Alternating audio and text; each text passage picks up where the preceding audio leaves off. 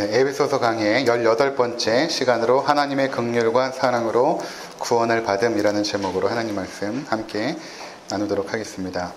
3주 만에 에베소서로 다시 돌아왔습니다. 그동안은 가정의 달이라 또 가정에 대한 설교를 2번 진행을 했고, 지난주에는 또 봄소풍으로 진행을 했습니다. 오늘 오랜만에 에베소서로 돌아와서 이전에 했던 이야기를 잠깐 정리를 하고 또 오늘 본문에 대한 내용을 함께 나누도록 하겠습니다. 우리가 지난 시간에 함께 나누었던 것이 무엇인가 하면, 구원받기 전에 우리의 그 상태가 어떠한 상태였는가에 대해서 우리가 함께 나누었죠. 우리가 구원이라고 했을 때 어디로부터의 구원인가를 이해하는 것은 굉장히 중요한 것입니다. 내가 구원받기 전에 어떠한 상태에 있었고, 하나님께서는 그러한 나를 또 어떠한 상태로 구원하셨는가, 이 부분이 굉장히 중요하거든요. 그래서 바울은 2장 1절에서부터 3절까지 우리가 구원받기 전에 어떠한 상태였는가를 아주 짧지만 아주 명확하게 그렇게 서술하고 있습니다. 2장 1절에 보시면, 그는 허물과 죄로 죽었던 너희를 살리셨도다. 우리가 구원받기 전에 어떠한 상태였는가? 허물과 죄로 죽어있는 상태였다. 영적으로 죽었을 뿐만 아니라 죄로 말미암아 육신적으로도 죽어있다, 이렇게 말씀을 드렸죠. 우리가 이렇게 호흡하고 활동하는데 내가 육신적으로 죽었는가, 이렇게 의문을 가질지 모르지만, 제가 뿌리 뽑힌 나무의 예화를 통하여 말씀드린 것처럼 나무가 뿌리가 뽑혔을 때는 여전히 생명력도 있고 가지도 있고 열매도 있지만, 그 나무가 뿌리 뽑힌 순간에 이미 그 나무는 죽은 것입니다. 그렇죠? 마찬가지로 우리가 하나님으로부터 분리된 순간에 이미 죽은 것이죠. 우리가 가지는 그 제한적인 생명력으로 살 뿐입니다. 하나님 보실 때는 이미 죽은 존재들이죠. 그렇게 허물과 죄로 우린 죽어 있었던 상태였다라고 말하고 있습니다. 그래서 그 상태에서 우리에게 그 죄의 비참함의 3가지 모습이 나타났는데, 첫 번째 그 죄의 비참함의 모습은 무엇인가 하면 2장 2절에 보면, 그때 너희는 그 가운데서 행하여 이 세상 풍조를 따르고, 이 세상의 풍조를 따랐다. 하나님 나라의 법도와 하나님께서 원하시는 삶의 방식으로 살지 않고 이 세상 사람들이 살아가고 있는 삶의 풍조들이 있습니다. 돈을 추구하고, 그렇죠? 쾌락을 추구하고, 그런 삶의 방식들. 우리도 예전에 그런 삶의 방식으로 살았던 것이죠. 그렇게 세상 풍조를 따르고, 두 번째는 공중 권세 잡은 자를 따랐다. 공중의 권세 잡은 자가 누구입니까? 마귀죠. 사단입니다. 그를 따라다녔다라는 것입니다. 우리의 삶의 모습들을 뒤돌아보면 우리가 구원받기 전에 얼마만큼 우리가 마귀의 권세 아래 있었습니까? 우리 자녀들이 결혼한다라고 하면 궁합부터 보고, 이사한다고 하면 손 없는 날 꼽고, 그런 것들, 사주팔자, 이런 것에 얽매여서 우리가 평생을 살지 않았습니까? 집안에 우환이 생기면 묘자리를 잘못 썼나, 굿이라도 해야 되는 건 아닌가, 뭐 그런 어떤 생각들, 어떤 생각들이 마귀에 사로잡혀서 살았던 우리의 모습들. 그리고 세 번째는 3절에 보니까 우리 육체의 욕심을 따라 지냈다. 육체의 욕심을 따라 지낸 사람들, 우리의 정욕과 우리의 욕망을 따라서 그동안 살았던 것입니다. 하나님의 영광은 우리 삶에 자리 잡을 공간이 없고, 그저 나의 삶의 확장을 위하여 그냥 내 가족만 잘 살면 된다라는 생각으로 다른 사람들을 짓밟고, 나의 이기심이 다른 사람들의 자원을 착취하여서 나의 삶을 확장하려는 방식으로 이 세상을 살았던 것이죠. 그 결과가 무엇인가? 3절 맨 마지막에 보면, 다른 이들과 같이 본질상 진노의 자녀이었더니, 이렇게 말하고 있는 것입니다. 그러니까 우리가 죄로 말미암아 죽어서 죄의 비참함의 3가지 모습을 갖게 되었고, 그 결과는 무엇인가? 하나님의 진노를 받아야 되는 본질상 진노의 자녀였다라고 말하는 것입니다. 이것이 우리의 상태였던 것입니다. 그러니까 이 상태 속에서 우리가 아무리 행복을 추구하고 우리 삶의 평안을 추구하고 살지만 결코 행복해질 수가 없는 것입니다. 결코 평안해질 수가 없죠. 이 세상에 살아가는 많은 사람들의 삶을 보십시오. 그들이 여전히 세상 풍조를 따르고 공중의 권세 잡은 자를 따라다니고 자신의 욕심을 채우기 위하여 열심히 살지만 그들 가운데는 평안함이 없습니다. 그리고 하나님이 주시는 만족감이 없죠. 그러니까 그 만족감이 없다 보니까 더 채우려고 하는 그러한 삶의 우둔한 모습들, 그것이 우리의 삶의 모습이었다. 그리고 중요한 것은 그렇게 살다가 죽고 끝나는 것이 아니라, 그렇게 살고 나서 나중에 죽음 이후에 심판이 있는 것입니다. 한 번 죽는 것은 사람에게 정하신 것이요, 그 이후에는 하나님의 심판, 공의로운 심판. 우리가 이 땅에서 하나님을 떠나서 범죄했던 그 모든 죄에 대하여 하나님의 공의로운 심판이 반드시 임하게 된다는 것입니다. 이것이 바로 우리의 상태였다라고 말하고 있는 것입니다. 이 상태에서 우리가 구원을 받은 것입니다. 이 상태에서 우리가 구원을 받았다. 그렇다면 어떻게 우리가 구원을 받았는가? 아주 당연한 이야기처럼 여러분 들릴 것입니다. 제가 이제 설명하는 내용들이. 그런데 그렇지가 않습니다. 너무나 당연한 것 같고 늘 들었던 이야기지만 많은 분들이 이 구원의 문제에 있어서 좀 모호하게 알고 있는 경우가 많이 있고 그래서 흔들리는 경우가 많이 있습니다. 그래서 오늘 이 성경 말씀을 통하여 여러분들이 분명하게 내가 얻은 그 구원이 어떠한 구원인지 하나님께서 나를 어떠한 구원으로 구원하셨는지를 바르게 정립하고 가졌으면 좋겠습니다. 첫 번째로는 우리의 구원은 하나님께서 이루신다는 것입니다. 우리의 구원은 하나님께서 이루신다. 너무나 당연하죠. 근데 이 이야기를 왜 첫 번째로 하는가? 오늘 본문에도 이제 등장을 하지만 이제 4절에 하나님이 우리를 사랑하시고 큰 사랑을 인하여 이제 우리를 구원하셨다라는 이야기를 이제 하십니다.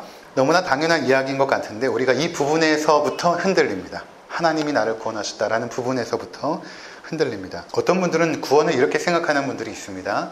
하나님께서 2000년 전에 구원의 일들을 다 이뤄놓으시고 예수 그리스도의 십자가의 그 사건을 통하여 구원의 일들을 다 이뤄놓으시고 그것을 믿음을 발휘하여 믿는 자들만 구원을 얻게 된다. 맞는 말이죠. 그렇죠? 하나님께서 구원의 일을 이뤄놓으시고 그것을 내가 믿었을 때 구원을 얻는다. 너무나 맞는 말 같지만 사실은 또 틀린 말입니다. 너무나 맞는 말 같지만 또 틀린 말입니다. 그러니까 구원을 우리가 어떻게 이해하는 경향이 있냐면 하나님께서 구원의 일들을 이뤄놓으시고 마치 하나님 나라로 초청하는 초청장을 다 발부해 놓고 그것을 나눠줍니다. 나눠주는데 그것을 내가 받는 사람만 구원을 얻는 것으로 여기는 경향이 있다는 것입니다. 자, 여러분 생각을 해보십시오. 하나님께서 구원에 대한 초청장을 발부해 놓고 그것을 받는 사람만 구원을 받는다면 그 구원의 주도권이 누구에게 있는 것입니까? 나에게 있는 것입니다. 그렇게 되면 내가 뭔가를 의지를 발휘하고 뭔가 행위를 동원하여서 그것을 받아냈기 때문에 믿음을 동원하여 구원을 받아냈기 때문에 구원의 주권은 결국엔 나에게 있는 것이죠. 내가 노력해서 얻었으니까 나에게 있는 것입니다. 그렇게 되면 여러분 생각해 보시기 바랍니다. 때때로 우리가 신앙생활을 하면서 믿음이 충만할 때도 있지만 약해질 때도 있습니다. 그럴 때 있습니다. 내가 정말 믿음이 있는 것인가 없는 것인가. 세상에 바쁘게 살아가다 보면 처음에 내가 믿었을 때 그 구원의 감격이 점점 사라지고 내가 도대체 믿음이 있는 것인가. 기도도 잘 하지 못하고 하나님 앞에 열심도 내지 못하는데 내가 과연 구원받는 사람이 맞는가라고 생각이 들 때가 있죠. 또 때로는 어떤 경우가 있냐면 나이가 들어서 질병에 걸려서 알츠하이머나 어떤 기억력이 가물가물하고 인지력이 떨어지게 되면 때론 내 입술로 믿음을 고백하지 못할 때도 있습니다. 우리 부모님이 분명히 세례도 받고 믿음 생활을 잘 하셨는데 나이가 들어서 침상에 누워서 어머니에게 믿으세요라고 물어보면 되도록 답을 하지 못하는 것이죠. 그럼 과연 우리 어머니가 믿음이 있는 것인가? 또는 어린아이가 태어났는데 아직 그는 지성이 발달하지 못하여서 자신의 신앙을 고백하지 못하는 아주 유아기적 아이입니다. 그렇게 어린아이들은 믿음을 고백할 수가 없는데 그럼 그런 아이들이 만약에 사고로나 질병으로 죽게 되면 그들은 과연 어떻게 구원을 받게 되는 것인가?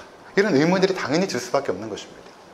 근데 여전히 지금도 많은 사람들은 그렇게 생각을 합니다. 구원의 주권이 사람들에게 있다.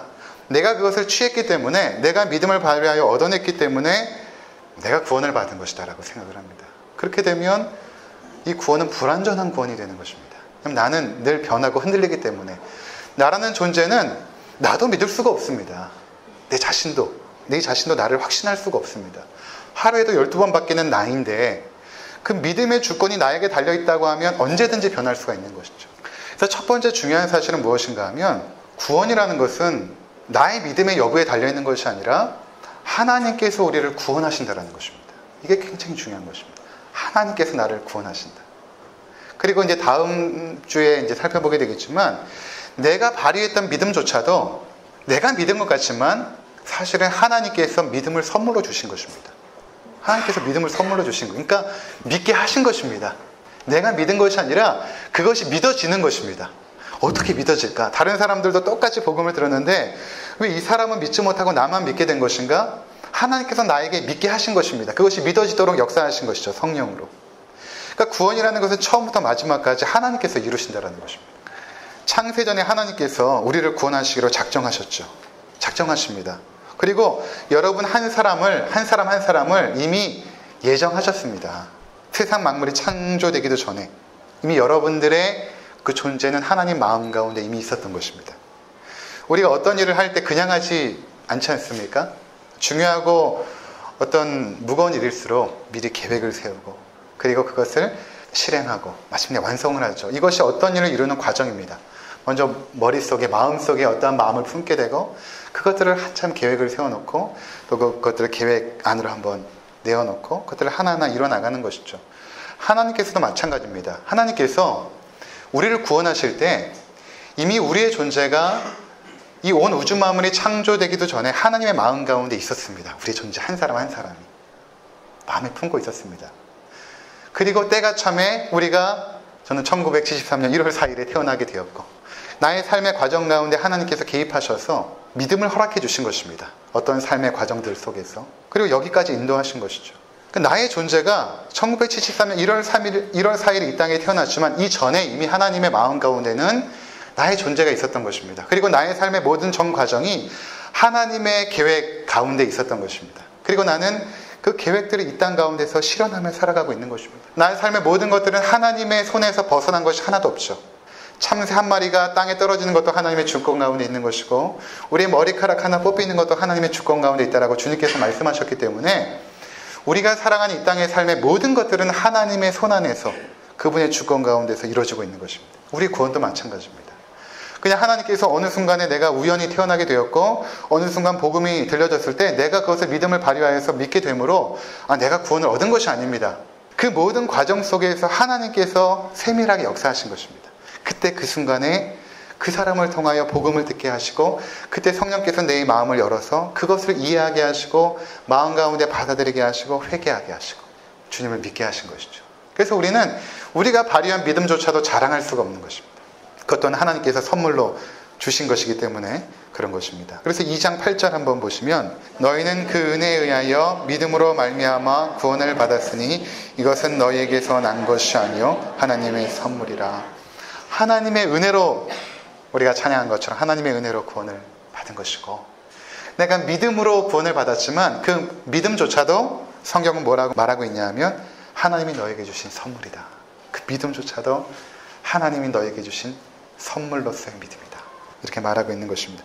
그래서 우리의 믿음이 우리의 구원이 흔들릴 수가 없는 것입니다. 나는 흔들려도 하나님의 우리를 향한 그 구원의 손길은 흔들리지가 않습니다. 그래서 여러분들이 마음 가운데 그 구원의 확신을 가져도 되는 것입니다. 저는 하나님을 예술가로 인식하기를 좋아합니다. 하나님께서 모든 우주 만물을 예술가로서 좀 아름답게 창조하지 않았습니까? 그래서 이 부분이 10절에 등장하는데 2장 10절 한번 보시면 우리는 그가 만드신 바라 그리스도 예수 안에서 선한 일을 위하여 지으심을 받은 자니 이는 하나님이 전에 예비하사 우리로 그 가운데서 행하게 하려 하심이니라. 하나님이 미리 전에 예비하셨습니다. 우리를 창조하실 것을. 그리고 이 땅에서 하나님을 영화롭게 하는 선한 행실로 살아갈 것을 이미 예비하셨는데 여기서 중요한 표현이 뭐냐면 우리는 그가 만드신 바라. 그가 만드신 바라.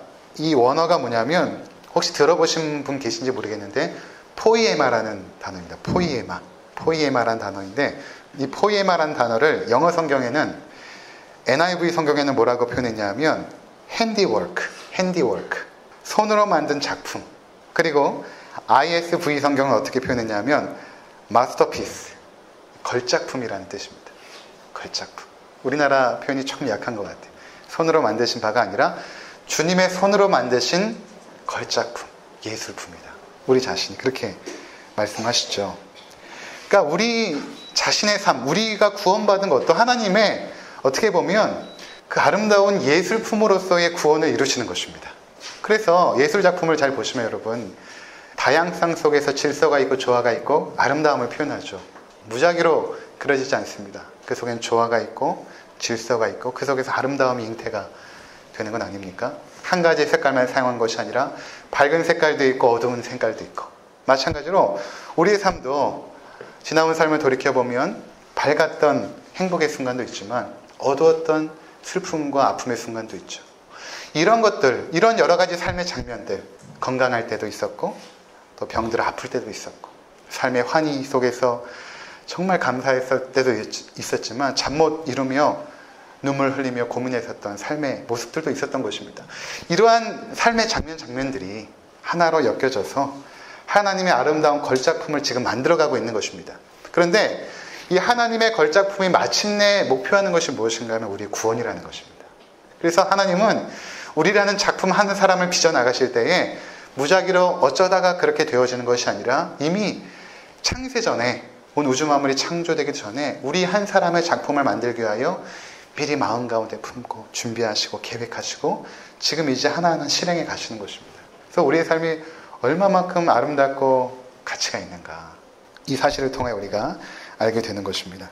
하나님께서 우리의 구원을 이루신다는 것은 구원의 주권이 하나님께 있을 뿐만 아니라 우리 삶의 모든 전 과정이 하나님께 있다는 것을 말하는 것입니다. 우리를 구원으로 이끄시는 과정, 우리의 노력이나 의지로 구원을 얻는 것이 아닙니다. 구원에 있어서 인간의 행함을 강조하는 분들이 계세요. 있습니다. 구원을 받을 만한 신실한 믿음을 보여야 된다라고 말하는 분도 있고, 너희가 구원을 받았지만 그 신실함에서 이탈을 해버리면 구원에서 이탈된다라고 주장하는 사람도 있습니다. 그건 다 잘못된 것입니다. 우리에게 어떤 선한 행위를 이끌기 위하여 은근히 협박하는 것이죠. 우리 중 그 누구도 하나님 앞에서 구원받을 만한 자격을 갖춘 사람은 없습니다. 우리가 서로를 바라보면서 참 저분은 기특해, 저분은 참 대단해, 어떻게 저런 삶을 살 수 있지라고 박수도 쳐주고 격려도 하고 부러워하지만 그것은 우리끼리, 우리의 기준 안에서, 우리의 선함과 의로움의 기준 속에서 기특해하는 것일 뿐, 하나님의 완전한 선과 그분의 거룩함 앞에 섰을 때는 다 죄인인 것입니다. 다 죄인인 것입니다. 그래서 우리는 허물과 죄로 죽은 자들 아닙니까?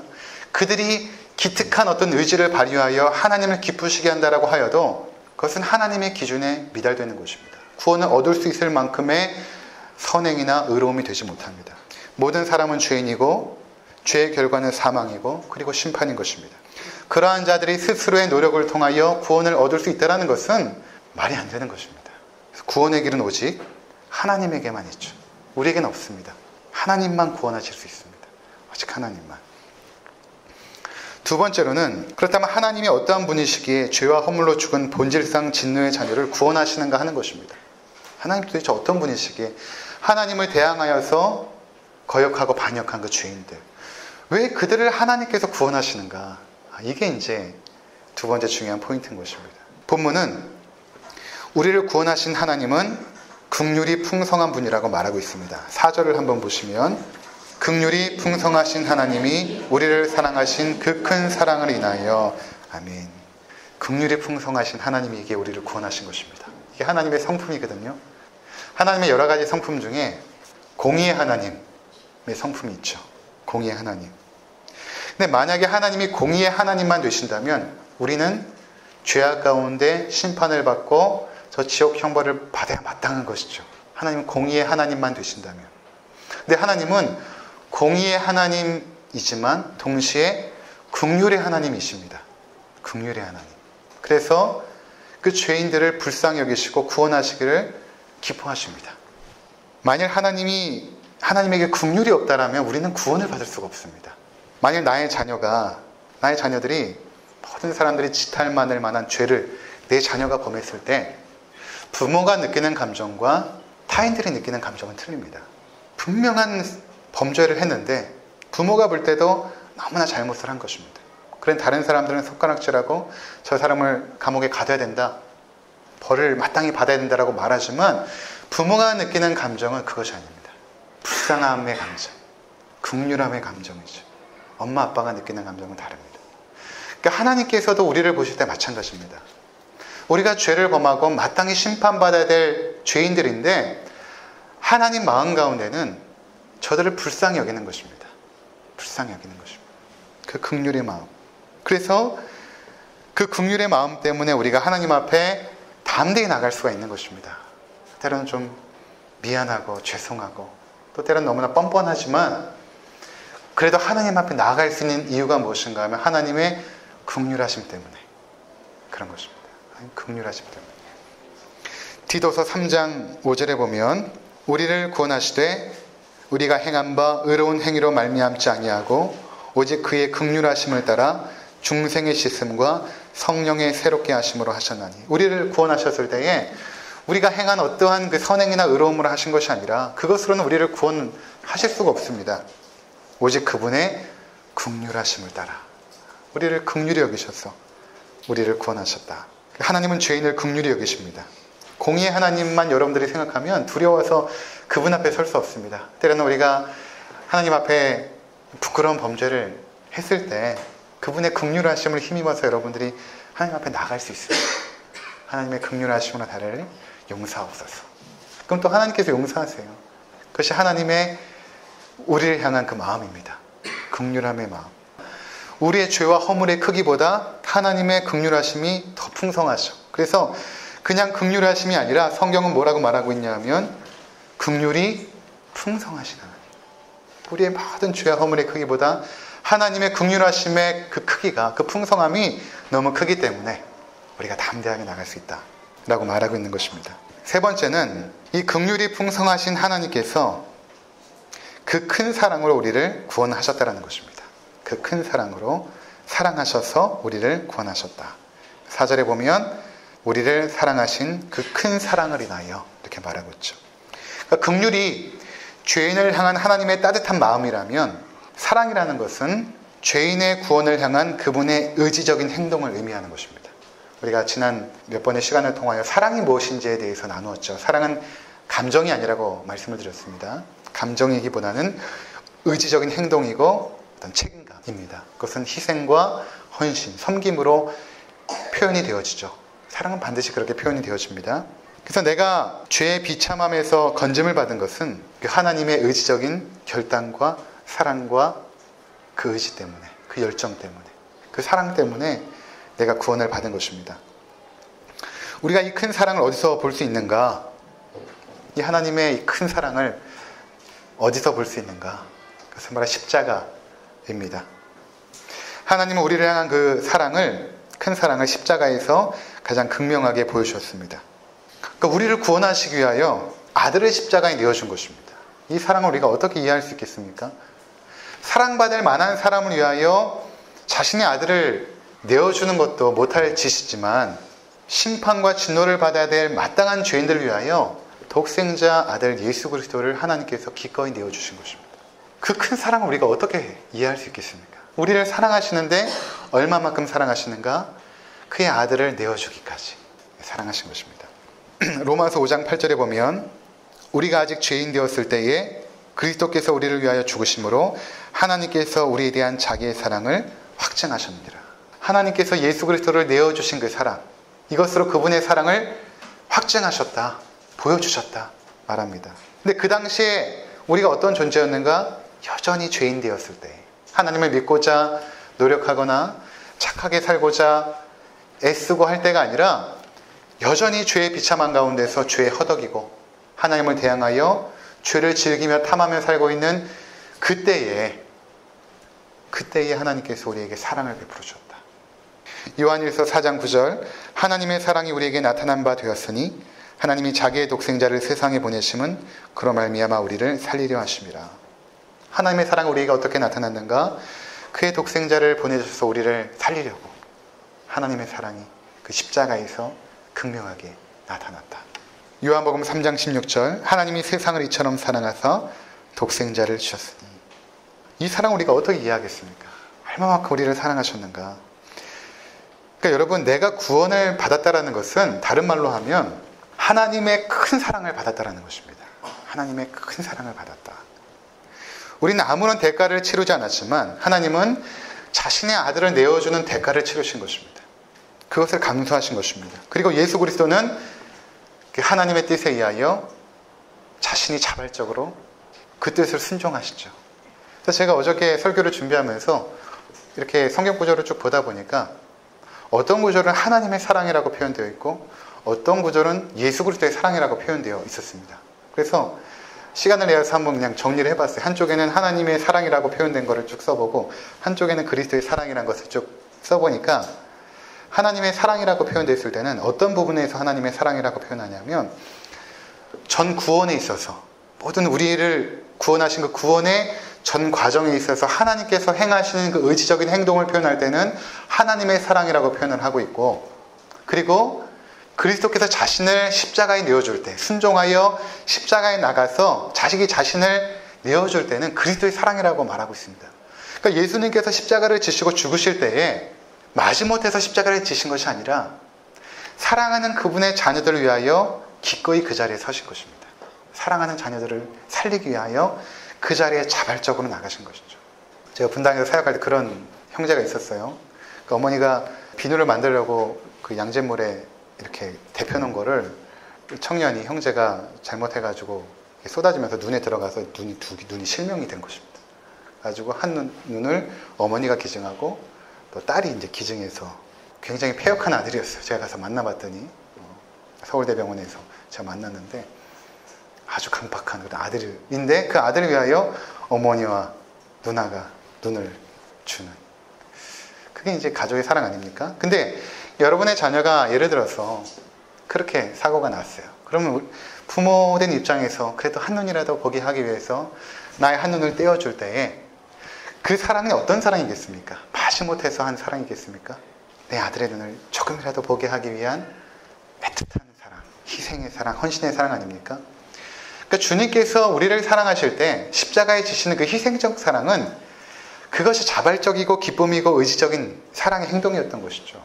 그 사랑으로 우리를 사랑해 내셔서 우리를 구원해 내신 것입니다. 그래서 로마서 8장에 이렇게 말합니다. 누가 우리를 그리스도의 사랑에서 끊으리요? 환난이나 공고나 박해나 기근이나 적신이나 위험이나 칼이랴.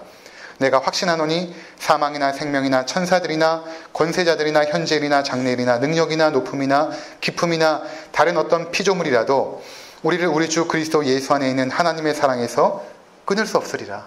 처음에는 누가 그리스도의 사랑에서 우리를 끊겠습니까? 라고 말했다가 마지막에는 예수 안에 있는 그 하나님의 사랑에서 끊을 수 없으리라. 우리를 향한 그 하나님의 놀라운 구원의 사랑, 우리를 건져내신 그 희생적인 그리스도의 사랑에서 그 어떤 것도 끊을 수 없다. 그러니까 여러분, 우리가 얼마만큼 존귀한 자입니까? 우리 자신이 얼마만큼 존귀한 자입니까? 그분의 사랑받는 자녀들, 예수 그리스도께서 희생하여 살리신 생명, 그것이 우리입니다. 이것이 그리스도인의 자존감의 근원입니다. 내가 얼마만큼 존귀한 자인가? 여기서부터 시작이 되는 것입니다. 시편 16편 3절에 땅에 있는 성도들은 존귀한 자들이니 나의 모든 즐거움이 그들에게도다. 하나님의 극진한 사랑을 받은 자녀들, 그리스도께서 자신의 희생을 치러서 구원하고자 했던 그 자녀들, 그것이 이제 우리들입니다. 얼마만큼 존귀한 자입니까, 내가? 그래서 마태복음 25장에는 마지막 심판의 때 예수님께서 의인들을 향하여서 이렇게 말씀하시죠. 너희가 내가 헐벗고 굶주리고 아팠을 때 와서 돌보아 주었다. 의인들이 말합니다. 주님, 내가 언제 그렇게 했습니까? 내가 언제 주님을 돌보았습니까? 주님께서 여기 있는 소자한 사람에게 한 것이고 내게 한 것이라. 여기 있는 소자라는 것은 교회 공동체를 의미하는 것입니다. 사울이 예수 믿는 자를 핍박하려 가고 있는 도상에서 예수님께서 임재하시죠. 빛 가운데 임재하셔서 사울에게 말합니다. 사울아 사울아 어찌하여 내가 나를 핍박하느냐. 사울은 예수 믿는 자를 핍박하러 가는 길이었는데 예수님은 왜 내가 나를 핍박하느냐. 왜 예수님께서는 우리 한 사람 한 사람을 그토록 존귀하게 여기시는가. 그분의 생명을 주고 사내신 존귀한 그분의 자녀이기 때문에 성도들 한 사람 한 사람을 존귀하게 대하고 그들에게 사랑과 헌신과 섬김을 베푸는 것을 주님은 자신에게 한 것으로 당연히 받으시는 것입니다. 반면에 그 존귀한 성도들의 마음에 상처를 주고 못질을 하는 자들을 하나님은 용서치 않으십니다. 자신에게 한 것으로 받으세요. 그래서 마가복음 9장 41절 한번 보겠습니다. 누군지 너희가 그리스도에게 속한 자라 하여 물 한 그릇이라도 주면 내가 진실로 너에게 이르노니 그가 결코 상을 잃지 않으리라. 또 누구든지 나를 믿는 이 작은 자 중 하나라도 실족하게 하면 차라리 연자 맷돌이 그 목에 매어 바다에 던지는 것이 나으니라. 무슨 말입니까? 우리 형제 자매에게 물 한 그릇 대접하는 것도 그 상을 잃지 않겠다. 이 주님의 마음이 어떤 마음입니까? 내가 핏값을 주고 살아가는 그 존귀한 성도들에게 행한 그 하나하나를 내가 결코 잊지 않겠다. 반면에 그 존귀한 자들의 마음에 상처를 주고 실족하게 하면 차라리 연자맷돌을 그 목에 달리고 던지는 것이 낫다라는 것은 그만큼의 죄라는 것입니다. 그만큼의 잘못이라는 것입니다. 근데 이 똑같은 말씀을 주님께서 다른 배경에서 하세요. 누가복음 17장 1절 2절입니다. 예수께서 제자들에게 이르시되 실족하게 하는 것이 없을 수는 없으나 그렇게 하는 자에게는 화로다.